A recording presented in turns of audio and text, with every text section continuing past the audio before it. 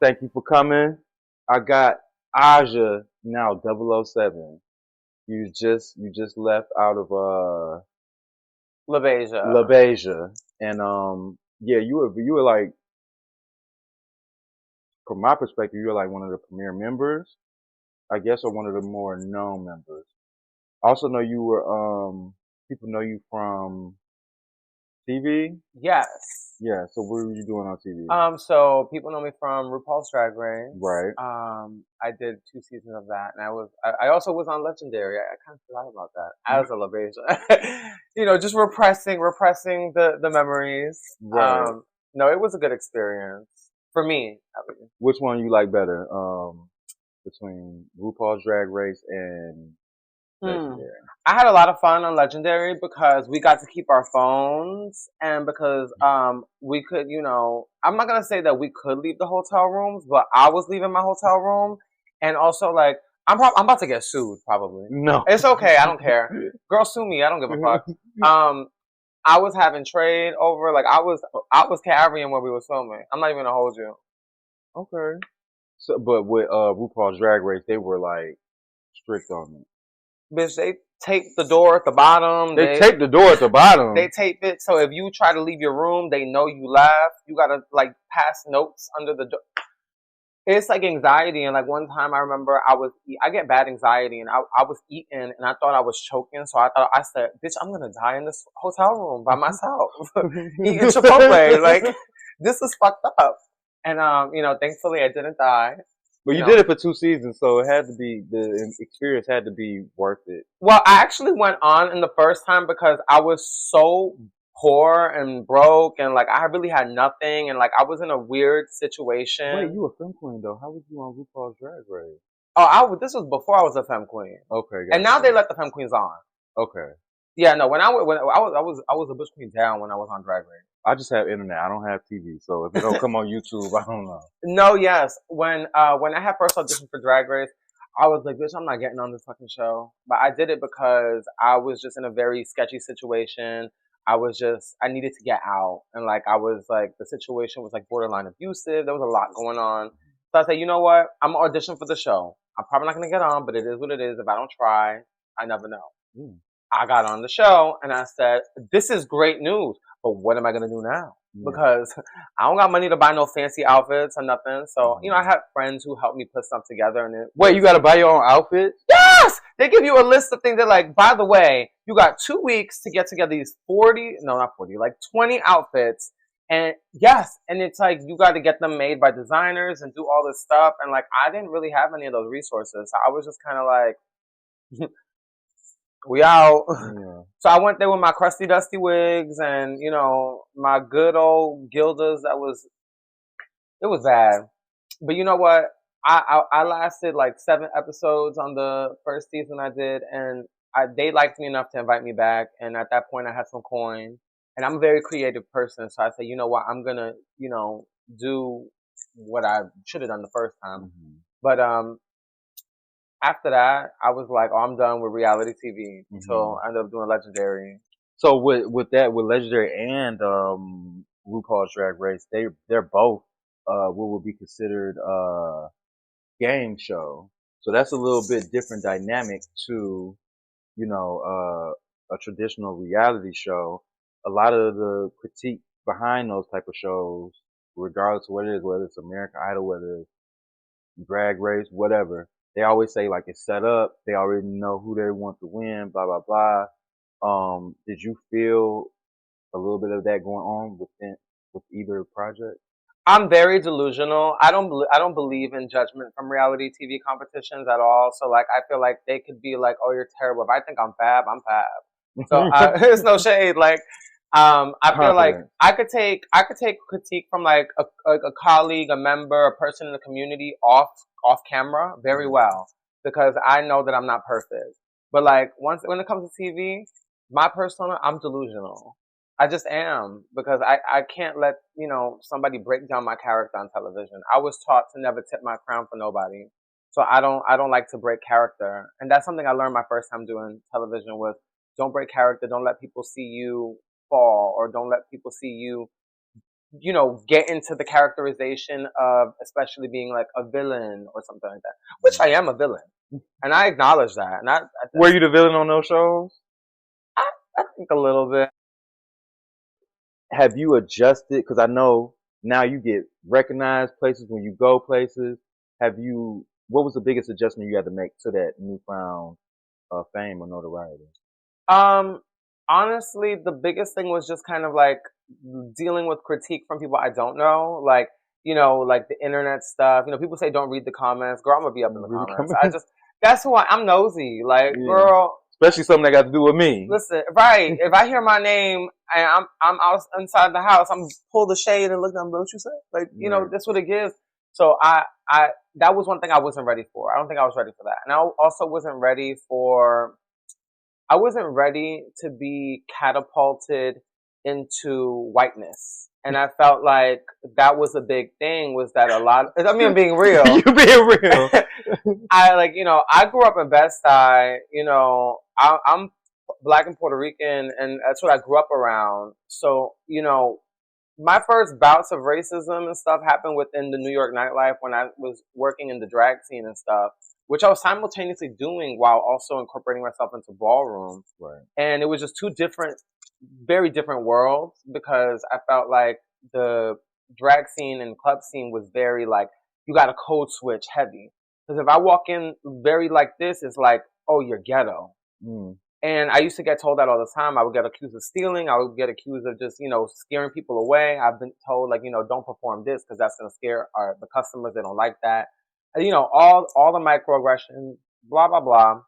But being catapulted into a place where the consumer is very, that is crazy because suddenly, you know, I was unaware Mm. and I just felt like suddenly I had to be very much like, hi, how are you?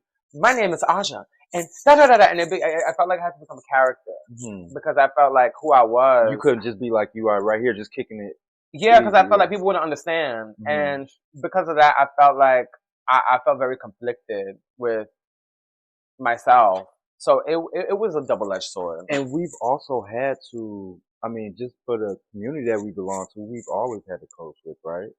Yes, I feel like there's always been that unspoken thing where you just know if you walk into a certain place Mm-hmm. that people's already looking at you kind of weird and you just gotta kind of be like, hey, hi. And Mm-hmm. I don't know, I don't really like that because I feel like it's a slap in the face. But like, I mean, survival. We gotta do what we gotta do. Yeah. So even it's funny that even within the gay community, when we come in these white spaces, we still feel uncomfortable. How do you think we can get past that?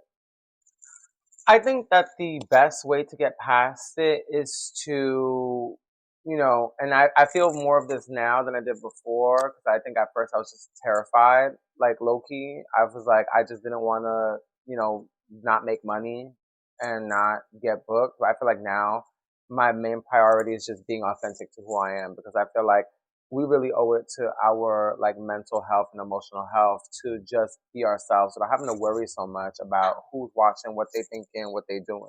Yeah.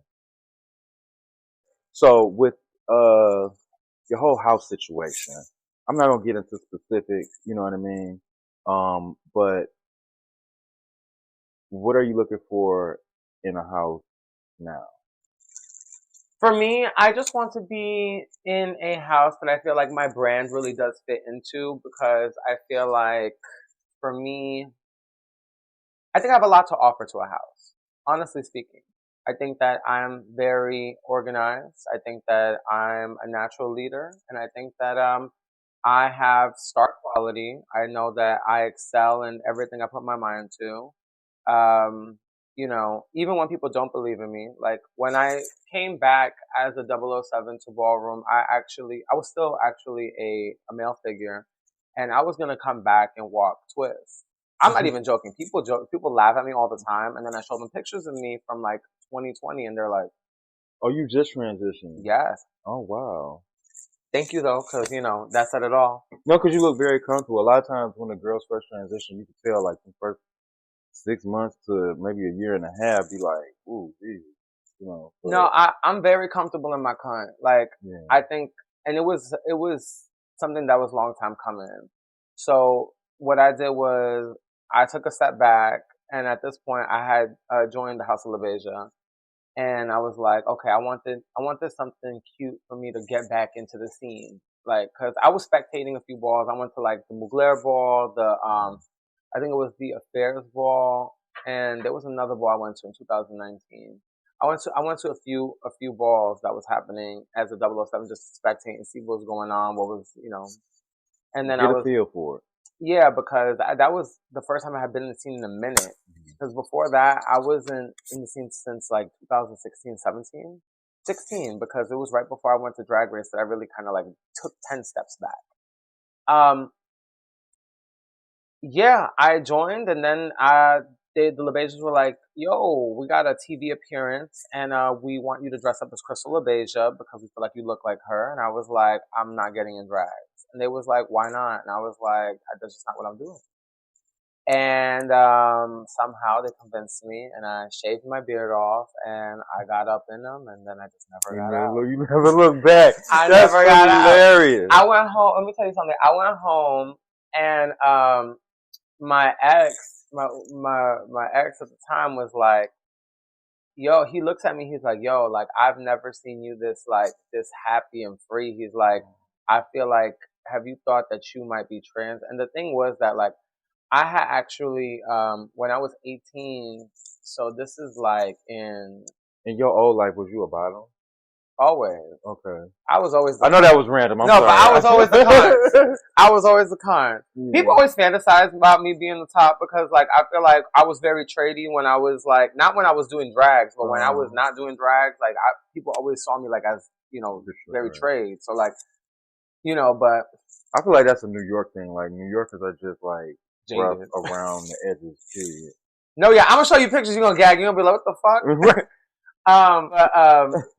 Literally, I got up in him, and then my partner at the time was like, "Yo, like I think that you might be trans, cause like I don't know." He was like, "I don't want to like place like a label on you, but like you just seem like you're really feeling it." Like He was one of the people that knew you best, and he could see it. And the tea was too that when I was 18, I had actually started. I was my first time actually mowing because I had mown before, and I think I was on mows for maybe like 3-4 months, and then I stopped. Without trying to transition? No, I was trying. I was Oh, trying to good transition. transition. Okay. But I had a lot of ears in my a lot of ears, a lot of mouths in my ears. And at the time, I was still involved in the Kiki scene, and I had people was like, "You shouldn't transition. Like, you look like a cute boy. You look better as a boy." Stuff like that. Yeah. And then I had my gay daughter. She was like my first daughter. She said, she was like, if you want to transition, she was like, do it. And, I always look back and I wish that I would have listened because I feel like, bitch, I'm like, girl, for somebody transitioning at 28, 27, I think I started, I'm like, bitch, I feel like I look comfort only being a year and a half on my shit.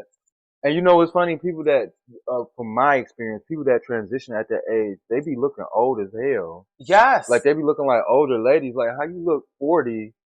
And, you know what I mean? Like no, for real. No, for real. But I'm like, yo, if I would, I tell people, yo, if I would have become like stood a femme queen and been there from 18, the girls would be able to take me. Bitch, they would have been like, or do it like Dwayne Wade daughter. She gonna be con.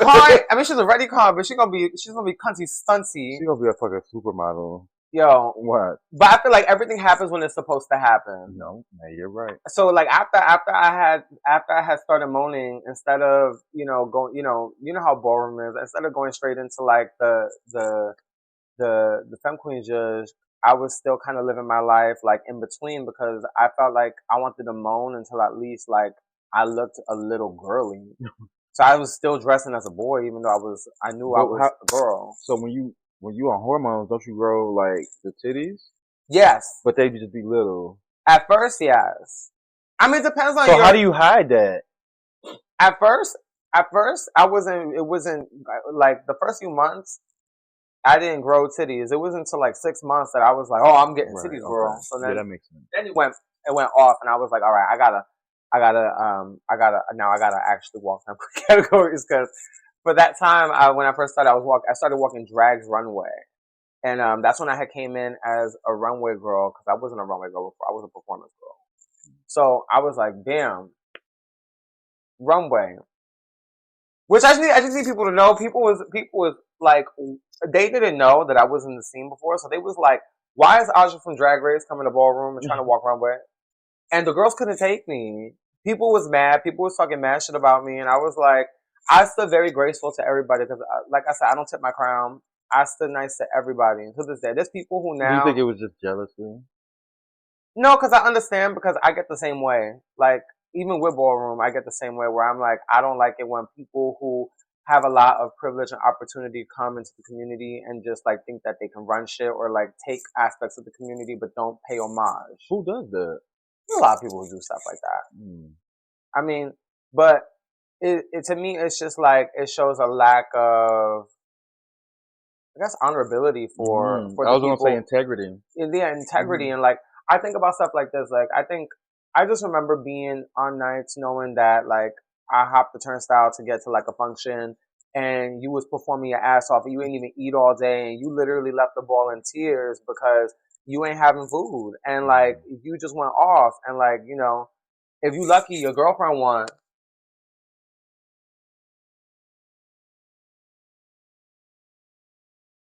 So actually, I ended up.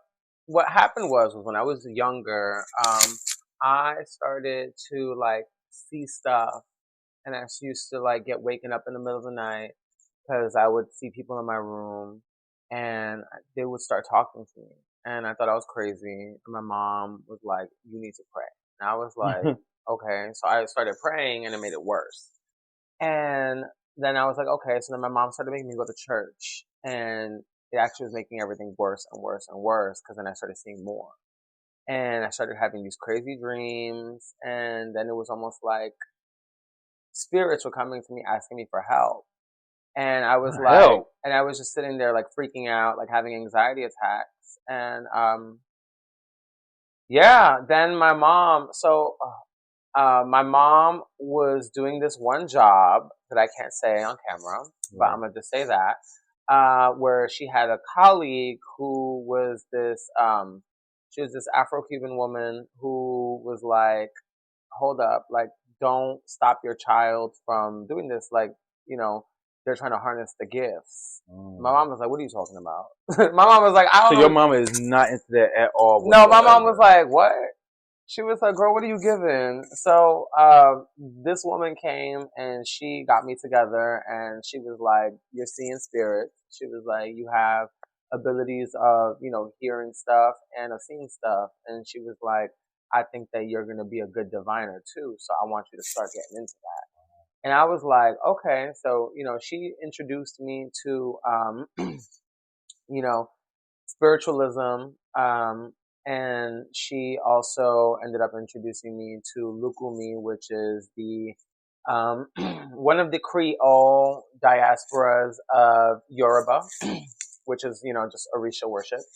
And she also introduced me to Palo Mayombe, which is a Creole diasporic of the Congo tradition. Mm. And That's African. yes, Yeah. all these traditions are African.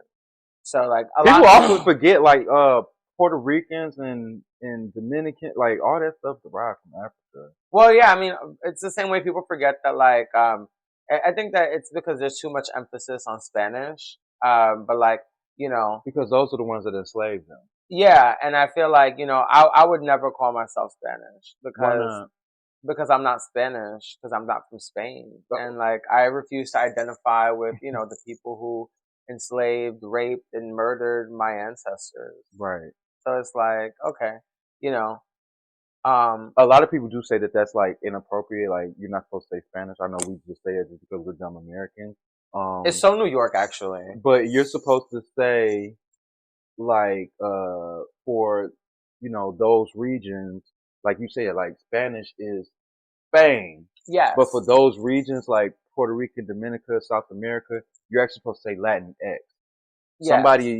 I've heard somebody that is Latinx tell me that they feel that's inappropriate or offensive. Do you feel like that?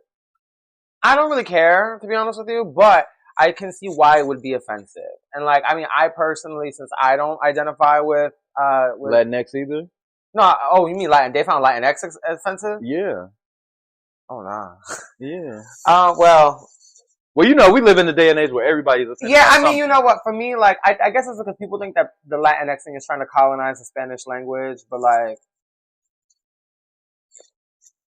next, Yeah. I feel like the big thing for people to know is that if you are part of Latin America, which is the South American countries, including Brazil, and Latin America, then you are considered Latino, Latina, Latinx, whatever you want to be. If you come from a Spanish-speaking country, that means you're Hispanic, meaning Spain would be Hispanic, but Brazil, because they speak Portuguese, would not be Hispanic. So those are the two differences between those terms. But if you're Brazilian, you still be considered, Latino, Latina. So it's funny because, like, let's say if we was filling out an application for anything, it would say Hispanic. So technically speaking, like Mexicans, South America, all of them, like that's not an appropriate term, is what you're So, saying.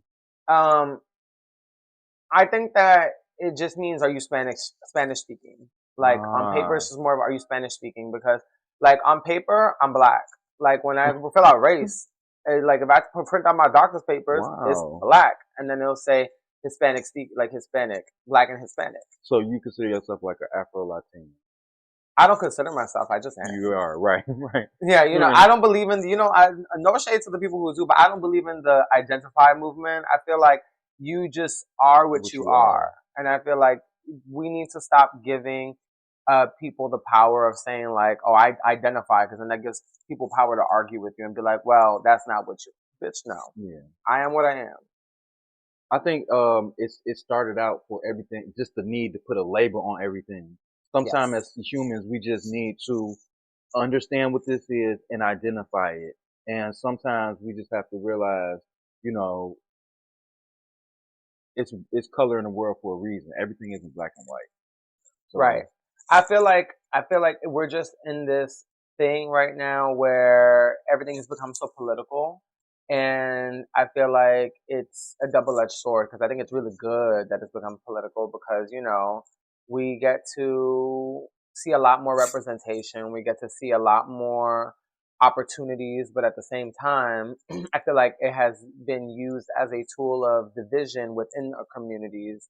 And I feel like people in our communities have used it against each other, because we have people telling other people, oh, you're not black enough, you're not this enough, you're not Latin enough, you're not white enough, and it becomes just like a whole thing when it's just like, girl, let the people live. Like, no yeah, shade. Like, I tried my best to stay away from that. I used to get all tangled up in that, because before I was on television, girl, I didn't know shit about race theory. I just knew that the real shit. Like, oh, like that Christopher Columbus was a dick, and that slavery happened, and mm, that white people are dangerous.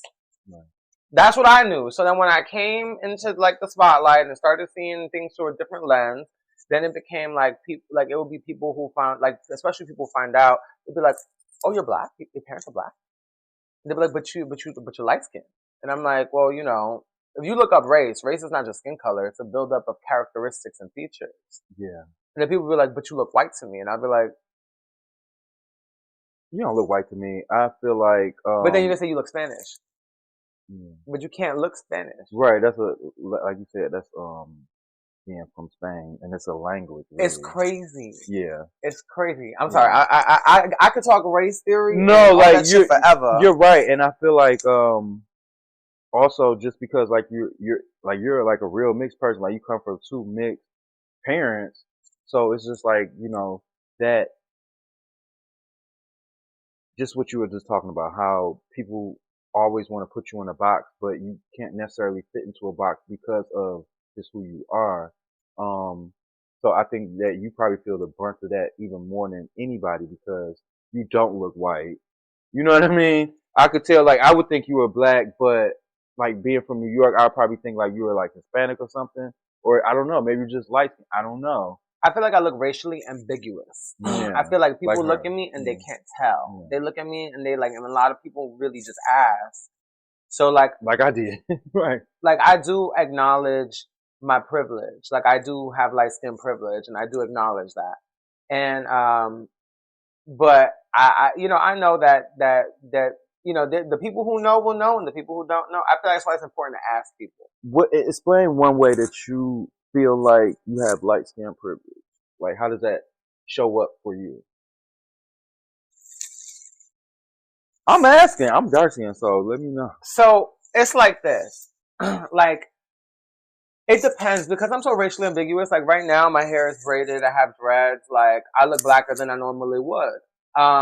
With my natural hair out, I would look blacker than I normally would because my hair is extremely curly. Like 4C or like not that curly, but No, I'm a 3C, but okay. like it's still It's giving ethnic. it's yeah, Right.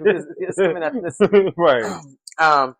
But if I were to put on a blonde little Gilda, people are gonna look at me and be like, I can't tell. They're like, I don't know. And which has happened to me before. And that is a privilege because that means that for that moment, I don't look black. So a person can come in front of me and, for example, feel comfortable enough to slander black people in front of me, not knowing that I'm black, and go, because it's happened before. I want to thank you for at least understanding that you have that privilege, because a lot of people they don't want to acknowledge that. I was actually trying to interview this one girl from Ballroom. She's like of Asian descent, and she actually made a post in the Ballroom group, talking about, oh, colorism doesn't exist because I've gotten sat by dark skinned girls, and it's just like, she was afraid to do an interview about it, but I really wanted to talk to somebody about that, so I'm glad we got a chance to flesh this out in this interview. One of the other things that really intrigued me was, obviously you're trans. Number one, just being in the LGBT period, and you got way of a bigger platform than I do. So, sometime even on this YouTube channel, motherfuckers just come in the comments and just start printing Bible verses. Like, okay, you know what I mean? So, do you get that same treatment, being that you're trans, being that you delve into things that maybe are taboo for spirituality? How do you get that? I feel like what's other people's truth doesn't have to be my truth. And I feel like, I can only live my truth and I can only be myself. So when people start interjecting what they think I should be, that's a projection of their own fear. Because there has to be a reason that you're afraid of me, that you feel like I should change in any way. And that says more about you than it does about me. Because at the end of the day, I'm not harming anybody. And if I choose to harm myself and if I'm going to hell, why are you worried? You know what I'm saying? Yeah. So like, it's like very much that type of thing. But, and it's funny because at the end of the day, I feel like, in reality, I'm very into theology. I grew up believing in God. And even though, even in my tradition in Lukumi, we have God. We call him Olodumare, but it's still God. Mm-hmm. And I believe that God is very omnipresent throughout every culture and every tradition. It's the same God. The same God from Christianity is the same God we have in Lukumi. It's the same God from Uzala. It's the same God from Judaism. It's just venerated and worshipped through different cultural lenses and different, appearances. And I feel like, that's like prominently one of the reasons why I feel like religious conquest and war has never really made sense to me, because it's just like, are we really just fighting to prove that the same God exists?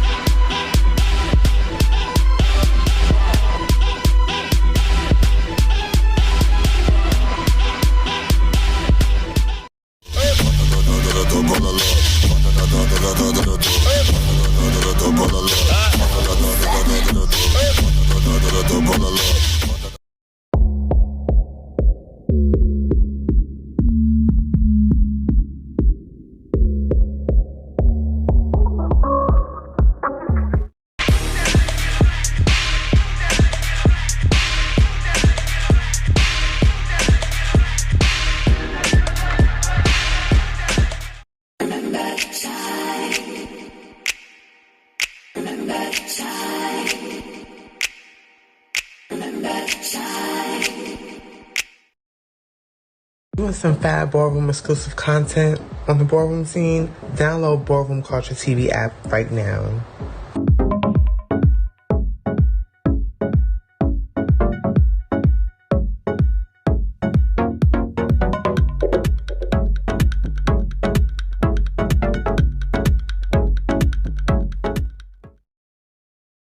If you look at any religion and compare them, there are so many more similarities than differences.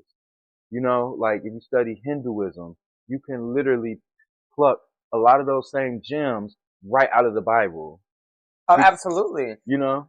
I feel like you have to really look into the religions that when you think about them, because I feel like that is very true, especially for Abrahamic religions such as And what does that mean Judaism, like for? Abrahamic, like Christian like religions like Gotcha. Islam, Christianity, Judaism, like those religions have a lot of influence on society, in our laws, in everything that's going on. And I feel like those were once actual just normal religions that did in turn become weaponized. I mean, if we think about it, uh, I think that this is a painful pill for a lot of black people to swallow. I But already know. I'm already there. you ever think about like how the reason why we made it here is because of Christianity? I've always been taught that anything that derives outside of the norm for Christianity, you're going to hell. Yeah, to be honest with you, I don't believe in hell personally. Right. Shout out to those who do. Live your life. Yeah. I'm chilling. Um, I do have this thing where I feel like black people are naturally just a lot more magical and spiritual, and I feel like Why do you think that is? I just think it's a fact. I don't know how to explain it. I feel like and I read a lot of people. I've been going my lifespan. I've read thousands of people at this point. I just feel like a lot of people who have African ancestry or indigenous ancestry tend to be extremely magical, because our ancestors are the ones who really did a lot of magic, who did a lot of holistic healing, who were shamans, had a lot of who did dreams, who experimented with the herbs and really were the first makers of medicine. Like, you know, like while they was sailing around on these little ships, we was over here curing illness and, doing stuff within our little communities. So like, Yeah. I think that that's a lot of magic in its own way. Has your spiritual beliefs ever hindered you in your love life? Nope. To be honest with you, sometimes I gag because I feel like I should just have such a hard time in life. I think growing up, especially being underprivileged, and Mm-hmm. also just having, I'm adopted, raised by a single mom. I didn't know my parents until I was in my 20s. Like I was just telling you before, I just found out who my father was 3 days ago. Right. Shout out to Ancestry.com. But I feel like when I was growing up, things were really hard. I feel like in my 20s, I've been my worst enemy. Everything that's bad has happened because it's been at my own expense, in my own hands. But then, like, I feel like certain things have been so easy for me. And I don't know, like, even as a femme queen too, I be feeling like sometimes I feel like I feel so privileged because, like, I don't know, like I have a healthy relationship. I'm very domesticated. Like I have a lot of opportunities, and I have a lot, that I do. One of the things that really kind of held me back at first from transitioning was like I had this fear that I would never find love. And I know that, like, we're taught not to say those things. I think as a community that we're taught to not like express our want for love, that we don't want to sound thirsty or we don't want to sound crazy. Yeah. Bitch, I don't give a fuck. Like I wanted to be in love, and like I wanted that, like, that notebook romance. Like I want that. I want to be like domesticated. I want somebody to wipe me up and I feel special about it. Why the Mm-hmm. fuck not? I deserve that. Anyways, that held me back from transitioning because I thought I would never find love. But it was funny because all my Bush Queen relationships was toxic. so bad. And you know, I was watching Pose, and you know how the third season of Pose, I feel like they started doing things that seemed more hopeful and a little less realistic. But like one of those things was like Angel and Poppy's wedding, and I remember watching that shit and being like, "This ain't realistic." Like I don't know how you know, two, like a trans person of color with basically their trade getting married in a church and all the femme queens are in gowns. I said, this is unrealistic. Like, what? But I cried so bad watching that because I was like, low key, like, I want to be that. And like, I knew that. And, you know, it's funny because I was telling my boyfriend last night, we was laying down, we were about to go to bed, and like, I was telling him, like, you know, I saw that and I want that. And he just looked at me, he was like, well, you have that now. And I was like, he was like, you know, you'll have that moment. And it made me realize, one, how lucky I am, but two, how much other girls might think the same way that I did. Right. And I think that, I think that like, we just have to kind of like make our goal and what we want and go for it. I think a lot of girls don't go for their goals because they're told that they can't, and they're told that they shouldn't. Because I have a lot of other friends who are femme queens who don't. I see them not go for their goals, and like all I could do is just be like a cheerleader. Like you could lead the horse to water, but you can't make them drink. Yeah. I feel like everybody should be allowed to just be who they are, regardless of who they are and what they are. I mean, you know, there's certainly people in this world that I don't feel pleased to look at, but that doesn't mean that they should not have the right to live or be allowed to look or feel or identify the way they identify. I mean, give it. Like if you are you know, if you are that black sheep to society, give it. You know, it's not gonna be me, but you give it. Like I feel like everybody should have that right. Yeah, most definitely. So, as far as like, exactly, as far as like your family life, I know like your mom wasn't really into the whole thing, of as far as like accepting, or it took her a while to come around. Um, has there been any other discrimination that you received because of your spiritual beliefs?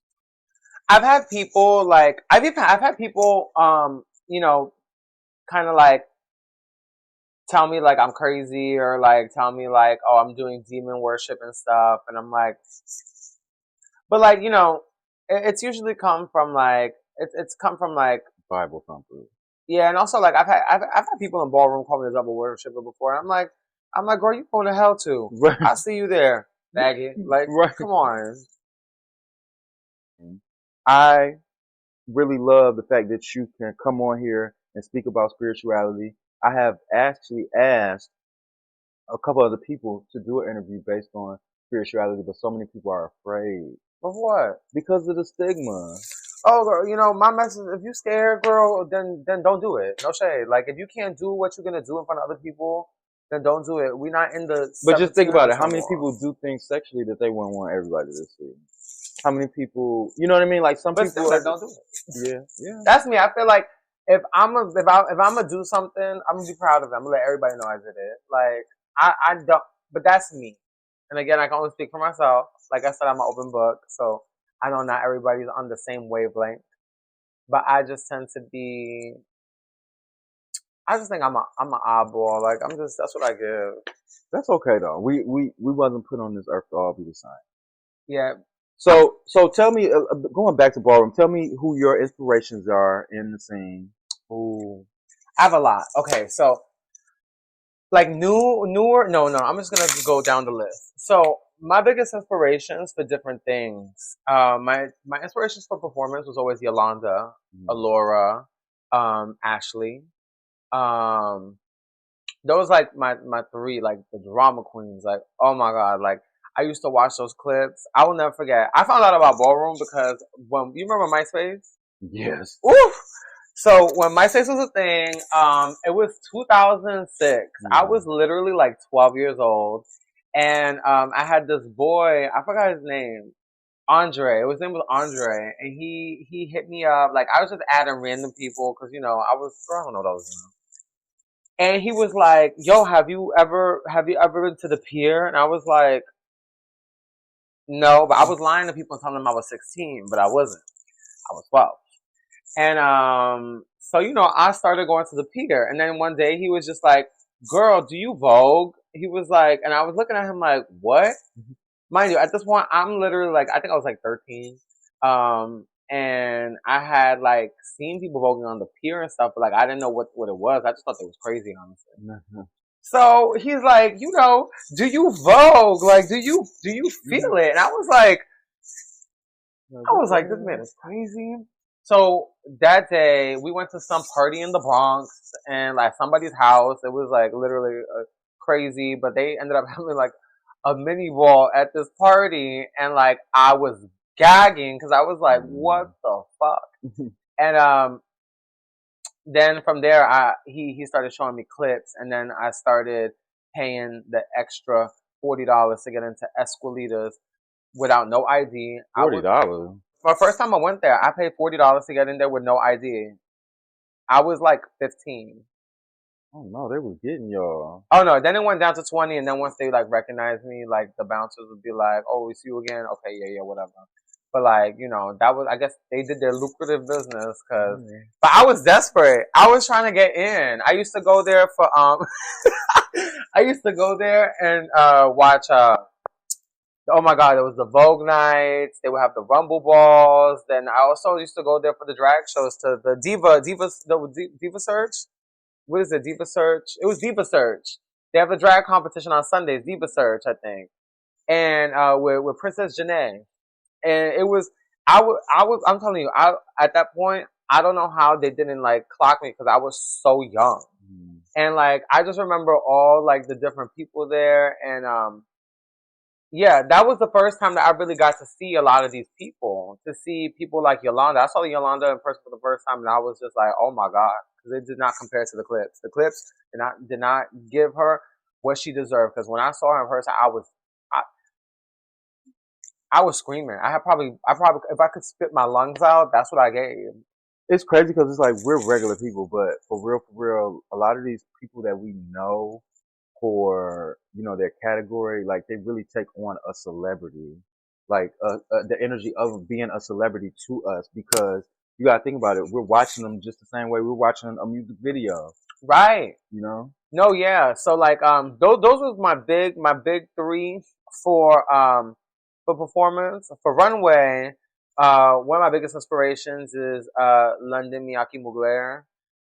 I think she is over. I live for her. Like, she's just so, like, her attitude is so on point. She doesn't pop out much anymore, but she pops out. It's going to be like a spectacle. And like, I just remember seeing clips. This is one clip of her in like a penguin outfit where she's literally walking runway dressed up as a penguin, and it's ridiculous. But it's so fab. Like, it's just like, how dare you? Because, it's just like, of course, you make it so cunt. I feel like the girls don't take that energy to runway anymore, especially the female figures. I feel like now a lot of people expect the female figures to be like body, to be like titties out and shit. Like, you think so? Every time that I like put together an effect and I ask somebody like, oh, like what you think? They'd be like, I feel like it should be a little more body. And I'd be like, damn, like I see a lot of girls with more like model-esque bodies though doing femme runway. No. I don't mean like body, like oh, just like having it out. Period. Like just naked, yeah, like more okay. naked and like more like Sports Illustrated. Got you. I got you. No, you thought I was talking about like jiggle. Yeah. I'm like, no, I was talking about like just like Sports Illustrated type stuff, like just being I guess overtly sexual, not overtly sexual, but just having a body out. Yeah, no, yeah. And it's funny because when I first started walking female figure runway, I was a drags at first, so like I like big elaborate costuming. I mean, now I'm like, if I could be a little more naked, I don't mind it. But there's just something about twisting it up and coming out of something so unexpected, and I love that. I love that London Miyake Mugler does that. Also, there's also Mariah. Mariah's runway, especially back in the day, Carrie just. It was over for the girls, like the little stop and There's also like other little gems, of course. Oh my God, Tyra. She's a Mason Margiela now. Yeah. Yes, Tyra Mason Margiela. I remember she lived in my friend's building, and back in the day, and I think she lived in Flatbush or East New York, around there. And I didn't know her in the scene yet. I hadn't seen her, but my friend used to be like, "There's this girl that named Tyra that lives in my building." She's like, and she's a model, and she's like, "You gotta see her. She's so fab." So I remember she showed me her Facebook, and I was just like, oh my God, I was like, I want to see her. And then I ended up seeing her at a function walking face.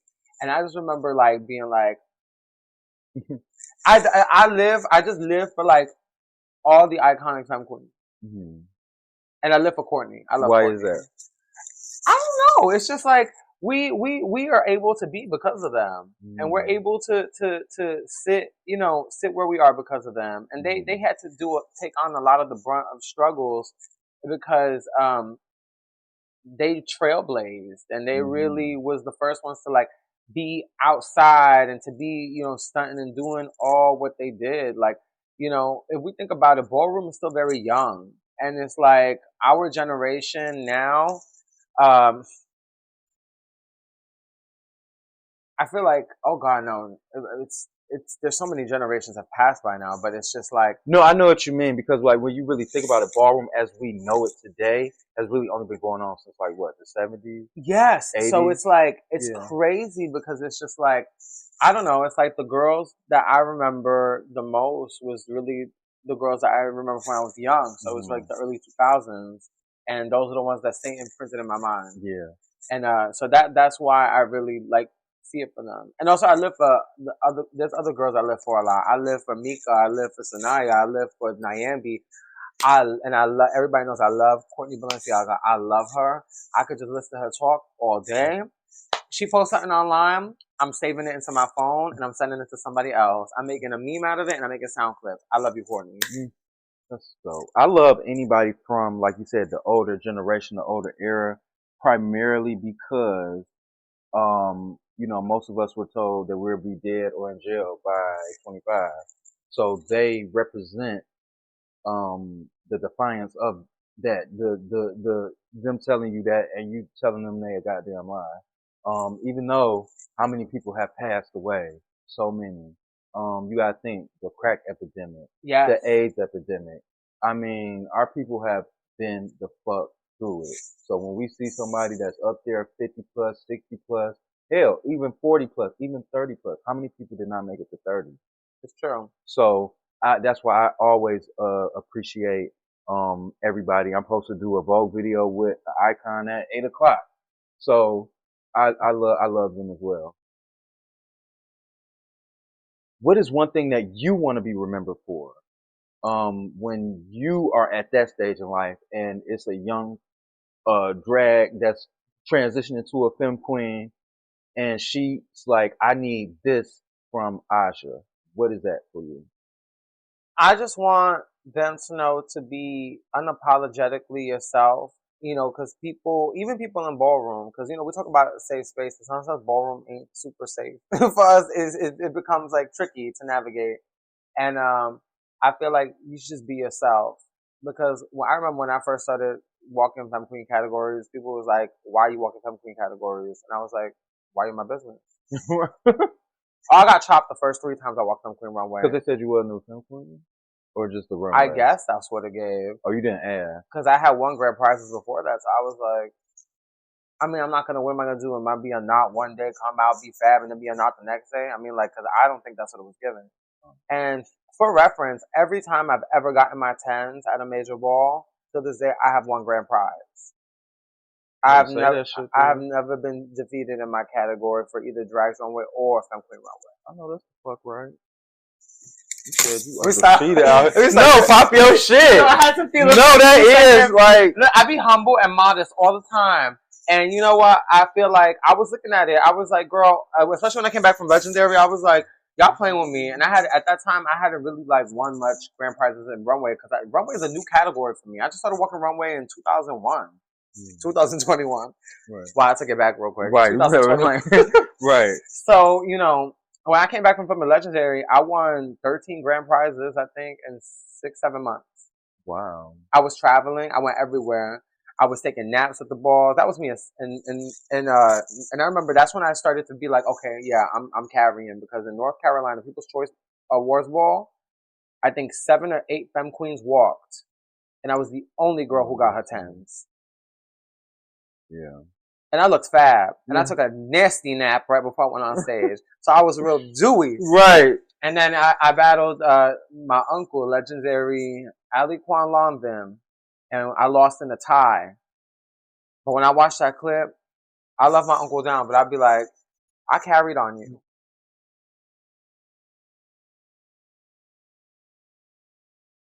That's happened to me before, where I've been, especially out of state and other places, and we battling for the cash. Every runway girl's favorite, and I would watch a clip and be like, I know I sat that girl like real nasty, and like it'll be like 1 this, 1 that, 2 that, 3 that, and I'm like, whoa, I'll have sat there, but I'm not fighting the panel, because at the end of the day, like I said, I'm delusional, so I know I'm fab. I don't need nobody to tell me I'm fab. I know when I come to a ball, I come affected. I know when I step, I know you feel it, and I know how to make the room shake. So it's like, it is what it is. Yeah. I know that. Yeah. I don't need to tell you that. And that's dope, because a lot of people will let that get to them, and they don't even realize. I record balls, and I see a lot of shit, and sometimes, not all the time, sometimes the winner is chosen before the category is called. That is very true. And that's all I'm gonna say. No, I've seen it. I've been there and I've seen it. I want to thank you for coming here, being open, honest. Like I said, it meant a lot to me to dwell into spirituality, because like I've been raised in a Christian household, but at the same time, I always had a lot of questions when it comes to spirituality and whether it's legitimate or not. And like you said, you don't necessarily believe in heaven and hell. I don't either. I still, try to live my life like I believe in it. I believe in heaven. I just don't believe in hell. How can you believe in heaven if there's no hell? Because why do they have to both coexist? I feel like what we're living through now is sort of hell. I feel like, Earth is a test. And then this is scientific, but energy can't be created nor destroyed. So what happens to our energy afterwards? You know what I'm saying? Maybe this is a chance for us and our lower vibration, our lower vibrational forms to, get our shit together. And maybe that's why people believe in reincarnation. Maybe if you can't get your shit together, you just send back again and again and again until you kind of make things right.